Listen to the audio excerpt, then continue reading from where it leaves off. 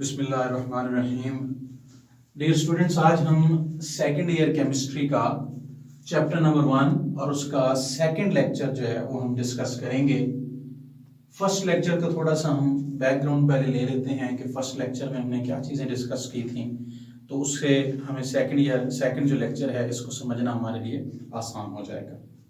तो फर्स्ट जो लेक्चर था उसमें हमने पीरियोडिक टेबल की डेफिनेशन और इनऑर्गेनिक केमिस्ट्री की डेफिनेशन और साथ हमने जो है वो हिस्टोरिकल बैकग्राउंड पीरियोडिक टेबल का हमने स्टार्ट किया था और उसमें हमने 3 साइंटिस्ट्स की कंट्रीब्यूशंस पढ़ी थी, जिनमें पहले हमने अल-राज़ी की कंट्रीब्यूशन पढ़ी थी। हमने कहा था कि उसने अनासिर को सिर्फ 2 बुनियादी ग्रुपों में तकसीम किया था, धातें और गैर धातें, यानी मेटल्स और non metals.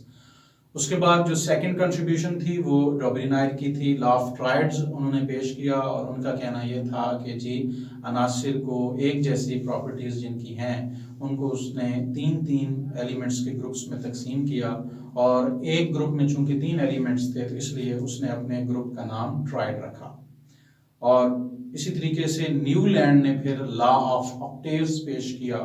According to Newland उसने कहा था कि जी if elements are arranged according to the increasing order of their atomic masses, then the every 8th element resemble in its properties with its first one।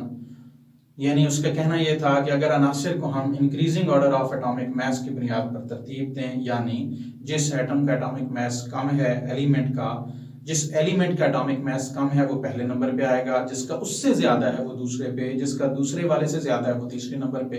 अगर ऐसे हम तरतीब दें तो जो 8वां एलिमेंट होगा वो पहले एलिमेंट के नीचे, इसी तरीके से जो 9th नंबर पे एलिमेंट जिसका एटॉमिक मास है वो दूसरे एलिमेंट के नीचे। तो हर एलिमेंट के बाद आने वाला 8वां उसके नीचे आ जाएगा क्योंकि उसकी प्रॉपर्टीज उसी से मैच करेंगी। तो इस तरीके से उसने अपना एक पीरियोडिक टेबल पेश किया था और उसने 62 एलिमेंट्स को अरेंज किया। तो उस दिन भी थोड़ी सी बात हुई थी कि गलती क्या थी न्यूलैंड के पीरियोडिक टेबल के अंदर।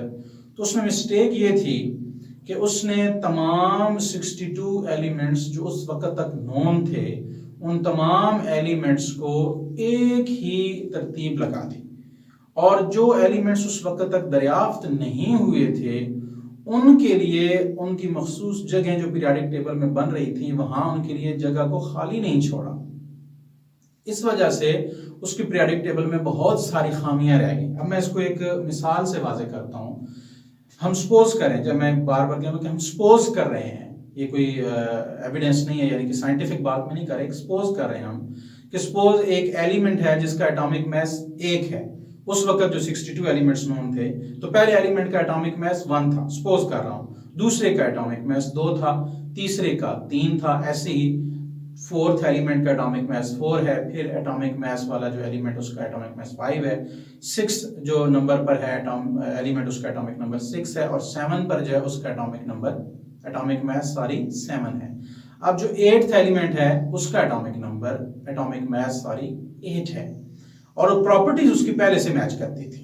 तो अब हमने क्या किया, element having atomic mass 8 resemble in its properties with first, तो हमने 8वें एलिमेंट को पहले के नीचे लिख दिया। अब तरतीब दोबारा जरा सुन लें। पहले एलिमेंट का एटॉमिक मास 1 है, दूसरे का 2 है, तीसरे का 3 है, चौथे का 4 है, 5th का 5 है, 6th एलिमेंट का 6 एटॉमिक मास है, 7 का 7 है और नंबर 8 एलिमेंट का एटॉमिक मास 8 है। सपोज कर रहा हूं, फर्ज किया है। अब जो उस वक्त तक नॉन एलिमेंट्स थे, सपोज कर रहे हैं हम कि उस 8th एलिमेंट के बाद आने वाले एलिमेंट का एटॉमिक मास 10 था। अब जो तरतीब चली आ रही है, इंक्रीजिंग ऑर्डर जो चला आ रहा है, 1 2 3 4 5 6 7 8 एटॉमिक मास। अब अंडरस्टूड है कि ये जो तरतीब चल रही है इसके अकॉर्डिंग 8 के बाद जो एलिमेंट आना था उसका एटॉमिक मास 9 होना चाहिए था, लेकिन चूंकि 9 एटॉमिक मास रखने वाला एलिमेंट उस वक्त तक दरियाफ्त नहीं हुआ था, डिस्कवर नहीं हुआ था, उस वक्त तक डिस्कवर्ड एलिमेंट जो था वो 8 के बाद आने वाला एलिमेंट उसका एटॉमिक मास 10 था।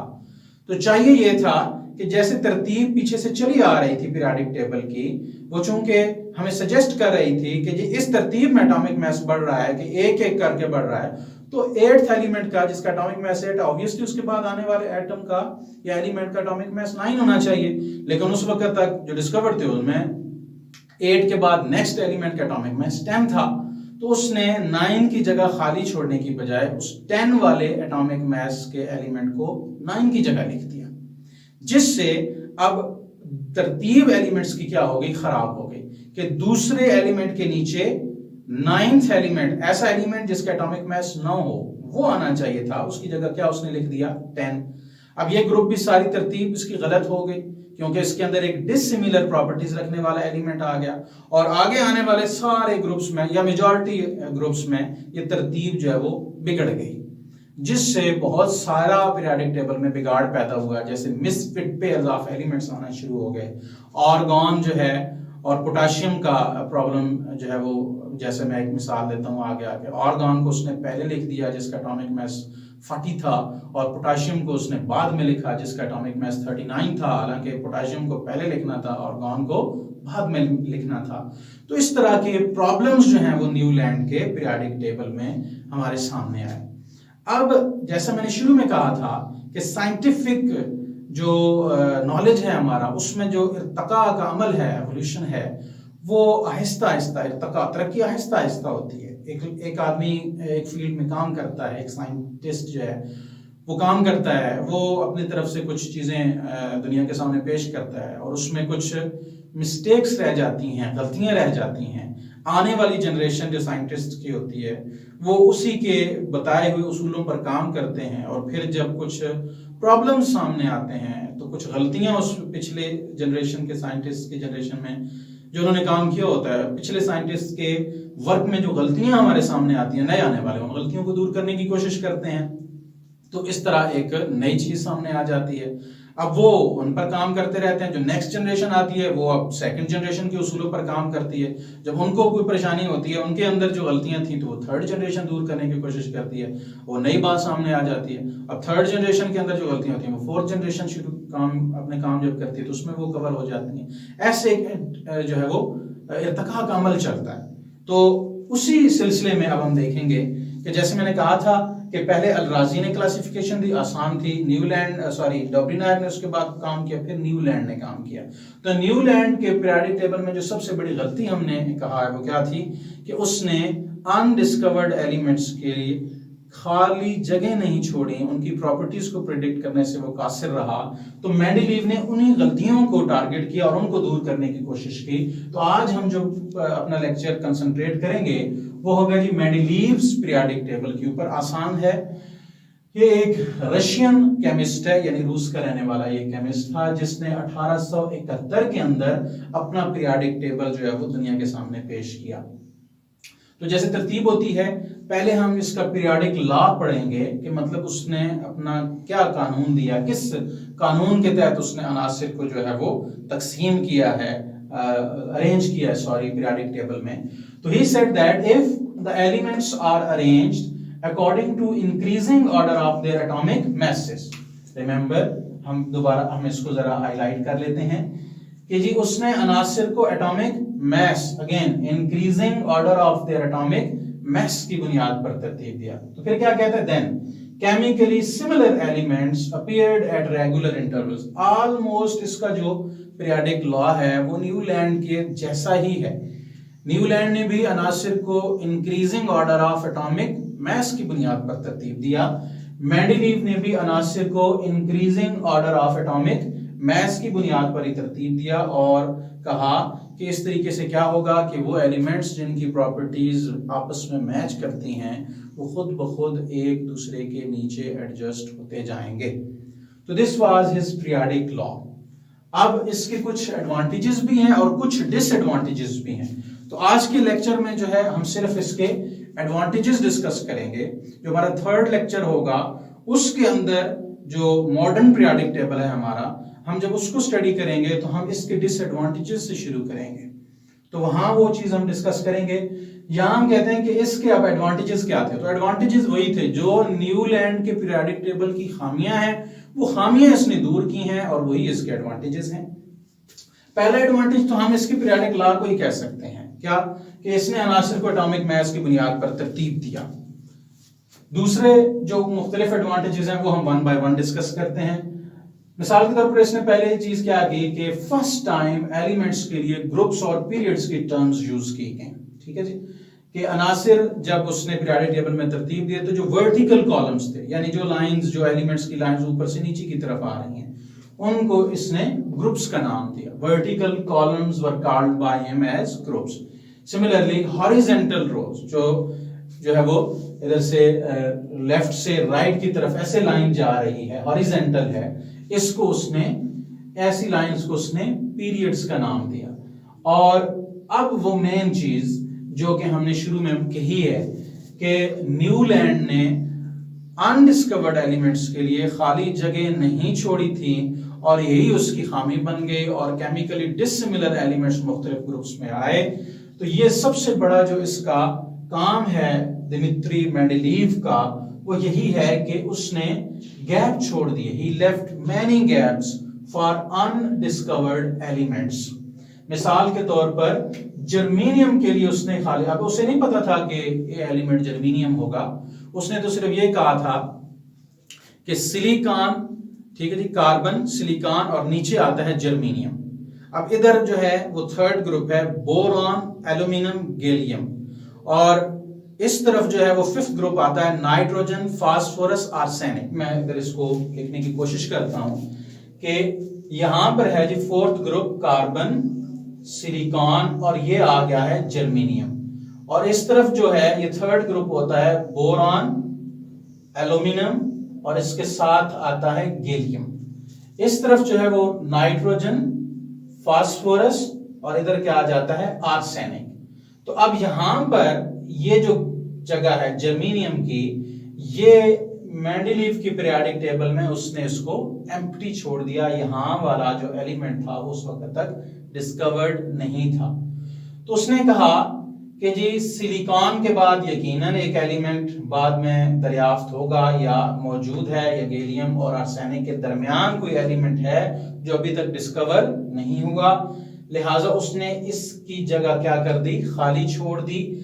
न सिर्फ इसकी जगह खाली छोड़ी बल्कि इसका नाम भी अपनी तरफ से देने की कोशिश की। उसने कहा ये सिलिकॉन के बाद आएगा और इसको एका सिलिकॉन का इसने नाम दिया, और इसकी प्रॉपर्टीज को भी प्रिडिक्ट करने की कोशिश की। मसलन कहा कि जी इसका रंग ग्रेश व्हाइट होगा, ये एक इनर्ट मेटल होगी, इनर्ट यानी दूसरों से कम रिएक्ट करने वाले, और इसका atomic mass according to Mendeleev क्या होगा, 73 होगा। तो ना सिर्फ खाली जगह छोड़ी बल्कि क्या किया, उसकी प्रॉपर्टीज को भी प्रिडिक्ट किया। अब देखें जो है वो प्रॉपर्टीज को प्रिडिक्ट करना कि कोई जादू नहीं है, कोई इतनी मुश्किल बात नहीं है। मैंने एक चीज आपके सामने इधर लिखी है कि असल में क्या था कि जो एटॉमिक मास और एटॉमिक नंबर होता है वो एक तरतीब में पीरियोडिक टेबल में लेफ्ट से राइट बढ़ रहा होता है और ग्रुप में ऊपर से नीचे बढ़ रहा होता है। तो गैलियम जो है इसका एटॉमिक मास, यानी यहाँ जो अनडिस्कवर्ड एलिमेंट था, सपोज हम उसको एका सिलिकॉन ही कहते हैं अकॉर्डिंग टू मेंडेलीव, इसका एटॉमिक मास था 69.7, ये हम इधर लिख देते हैं 69.7। इसी तरीके से जो आर्सेनिक था इसका एटॉमिक मास था 74.9। अब हम 69.7 को 70 कह सकते हैं, 74.9 को हम 75 कह सकते हैं, यानी 70 और 75। तो जो पीछे पीरियोडिक टेबल में एलिमेंट्स आ रहे हैं उनमें इतना बड़ा गैप चूंकि नहीं होता, तो अब अंडरस्टूड है कि जो एलिमेंट ये 70 एटॉमिक मास और 75 एटॉमिक मास के दरमियान वाला जो एलिमेंट होगा उसका एटॉमिक मास यकीनन 70 और 75 के सेंटर में ही होगा, दरमियान में ही होना चाहिए, यानी 72 या 73। तो इसलिए उसने प्रिडिक्ट कर दिया भाई इसका एटॉमिक मास 73 होगा। तो ये कोई मुश्किल बात नहीं है, यानी पहले जो अनडिस्कवर्ड एलिमेंट है उससे पहले वाले का एटॉमिक मास 70 है, उसके बाद वाले का 75 है। तो पीरियोडिक टेबल में चूंकि एटॉमिक मास बाएं से दाएं, लेफ्ट से राइट इंक्रीज करता है, तो ज़ाहिर 69 से ज्यादा होगा और 75 से कम होगा। तो उसमें सेंट्रल जो है वो एक पॉइंट बता दिया 73। और बाद में जब ये एलिमेंट दरियाफ्त हुआ तो इसका एटॉमिक मास एग्जैक्टली आप कह सकते हैं सेंटर में था 72.59 which was already discussed by Mendeleev। तो इस तरह उसने ना सिर्फ खाली जगह छोड़ी बल्कि इन तमाम एलिमेंट्स के एटॉमिक मैसेज को भी जो है वो डिस्कवर किया, सॉरी बाकी प्रॉपर्टीज को भी उसने डिस्कवर करने की कोशिश की। तो मैंने बताने की कोशिश की है कि ये प्रॉपर्टीज प्रिडिक्ट करना भी कोई इतना मुश्किल काम नहीं है, अगर थोड़ी सी तवज्जो दी जाए तो कर किया जा सकता है। फिर एक और इसको क्रेडिट किया जाता है कि ये पहला रेगुलर पीरियोडिक टेबल था। उससे पहले जैसे मैंने कहा कि अलराजी ने बस प्रॉपर्टीज फिजिकल ज्यादातर देखी कि ये धाते हैं और ये गैर धाते हैं। न्यूलैंड ने भी एक जैसी प्रॉपर्टीज रखने वालों को तीन एलिमेंट्स के ग्रुप्स में तकसीम कर दिया, और न्यूलैंड ने भी क्या किया, सॉरी डोब्रीनायर ने लॉ ऑफ ट्राइड में एक ग्रुप में तीन एलिमेंट्स रखे, और न्यूलैंड ने भी 62 एलिमेंट्स को एक ही तरतीब में जो है वो लाइनों में लिख दिया पीरियड्स की शक्ल में। तो ये पहला रेगुलर पीरियोडिक टेबल था जिसमें बाकायदा ग्रुप्स और पीरियड्स की टर्म्स यूज की गई, अनडिस्कवर्ड एलिमेंट्स के लिए खाली जगह छोड़ी गई और उनकी प्रॉपर्टीज को भी डिस्कस किया गया। तो ये इसकी जो है वो कुछ एडवांटेजेस थे मेंडेलीव के, और यही इसका पीरियोडिक टेबल था। इसको हमने आज डिस्कस करने की कोशिश की है। अब जो हमारा नेक्स्ट लेक्चर होगा, जो कि हमारा थर्ड लेक्चर होगा, उसमें हम अपने इस पीरियोडिक टेबल वाले जो टॉपिक है इसको हम सम अप करने की कोशिश करेंगे। थोड़ा सा लेंथी हमारा लेक्चर होगा। उसको हम मॉडर्न पीरियोडिक टेबल या मोज़लेस पीरियोडिक टेबल भी कहते हैं। मोज़ले ने उसको अरेंज किया था, तो उसमें तकरीबन पिछले तमाम पीरियोडिक टेबल्स के अंदर जो चीदा खामियां रह गई थी उसने उनको दूर करने की कोशिश की, और उसकी मोज़ले के ही पीरियोडिक टेबल को हम आज अपने मॉडर्न साइंस में जो है वो इस्तेमाल करते हैं, जिसके बहुत ज़्यादा एडवांटेजेस हमें हासिल हैं, और उसके अंदर भी फिर चंद कुछ खामियां होंगी, वो भी हम डिस्कस करेंगे। तो इंशाल्लाह नेक्स्ट लेक्चर के अंदर मुलाकात होगी। अल्लाह हाफिज़।